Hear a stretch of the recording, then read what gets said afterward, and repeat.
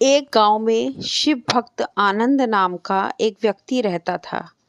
वह हर दिन सूर्योदय से पहले उठकर पास के शिव मंदिर में पूजा अर्चना करता था। उसकी भक्ति इतनी गहरी थी कि पूरे गांव में उसकी चर्चा होती थी। लेकिन उसकी एक समस्या थी। उसे लगता था कि भगवान उसकी भक्ति को समझते नहीं हैं। एक दिन सावन के महीने में वह मंदिर में पूजा कर रहा था। पूजा के दौरान उसने मन ही मन भगवान से शिकायत की, हे भोलेनाथ, मैं सालों से आपकी आराधना कर रहा हूँ, लेकिन मुझे कभी आपका कोई संकेत नहीं मिलता। क्या मेरी भक्ति में कोई कमी है? उस रात आनंद को एक सपना आया। उसने देखा कि एक बूढ़ा साधु उसके घर के बाहर खड़ा है और कह रहा है, हे भोलेनाथ ने तुम्हारी भक्ति को स्वीकार किया है। कल सुबह जंगल के रास्ते जाना, तुम्हें उत्तर मिलेगा। सुबह उठते ही आनंद ने साधु के कहे अनुसार जंगल का रास्ता पकड़ा। चलते चलते उसे एक घायल पक्षी मिला। उसके पंख टूटे हुए थे और वह दर्द से तड़प रहा था। आनंद ने तुरंत उसे उठाया, पास के तालाब का पानी पिलाया और अपने वस्त्र से उसके पंख पर पट्टी बांध दी। आगे बढ़ते हुए उसे एक वृद्ध महिला दिखी जो भारी लकड़ियों का गट्ठर उठा रही थी और उठा नहीं पा रही थी। आनंद ने उसकी मदद की और लकड़ियां उसके घर तक पहुंचाई। दिन ढलने तक आनंद कई ऐसे छोटे छोटे काम करता रहा।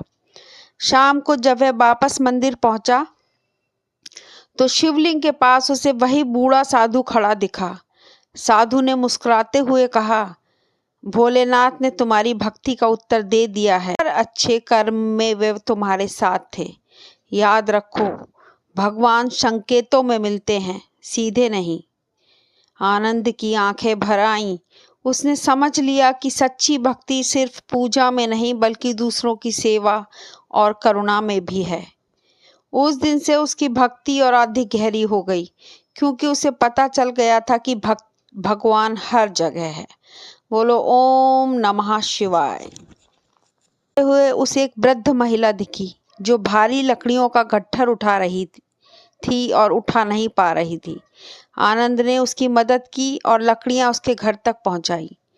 दिन ढलने तक आनंद कई ऐसे छोटे छोटे काम करता रहा। शाम को जब वह वापस मंदिर पहुंचा तो शिवलिंग के पास उसे वही बूढ़ा साधु खड़ा दिखा। साधु ने मुस्कुराते हुए कहा, भोलेनाथ ने तुम्हारी भक्ति का उत्तर दे दिया है। कल सुबह जंगल के रास्ते जाना, तुम्हें उत्तर मिलेगा। सुबह उठते ही आनंद ने साधु के कहे अनुसार जंगल का रास्ता पकड़ा। चलते चलते उसे एक घायल पक्षी मिला। उसके पंख टूटे हुए थे और वह दर्द से तड़प रहा था। आनंद ने तुरंत उसे उठाया, पास के तालाब का पानी पिलाया और अपने वस्त्र से उसके पंख पर पट्टी बांध दी। आगे बढ़ते उसने मन ही मन भगवान से शिकायत की, हे भोलेनाथ, मैं सालों से आपकी आराधना कर रहा हूँ, लेकिन मुझे कभी आपका कोई संकेत नहीं मिलता। क्या मेरी भक्ति में कोई कमी है? उस रात आनंद को एक सपना आया। उसने देखा कि एक बूढ़ा साधु उसके घर के बाहर खड़ा है और कह रहा है, हे भोलेनाथ ने तुम्हारी भक्ति को स्वीकार किया है।